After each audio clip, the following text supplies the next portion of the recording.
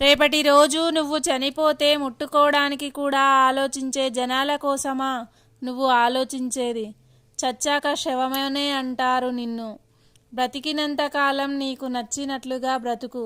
నీతిగా నిజాయితీగా, పక్కనోడి ప్రశంసల కోసం కాదు. ఆగండి ఆగండి ఫ్రెండ్స్, ఒక్క లైక్ ఇచ్చి వెళ్ళండి. ఆటు అహా వరకు అర్థం. అందరూ ఆనందంగా ఉండాలి. ఇరుగు పొరుగు వారితో ఈర్ష్య ద్వేషాలు లేకుండా ఉమ్మడి కుటుంబంలా ఉండాలి. ఊరంతా ఒకరికి ఒకరు రుణపడి ఉండాలి.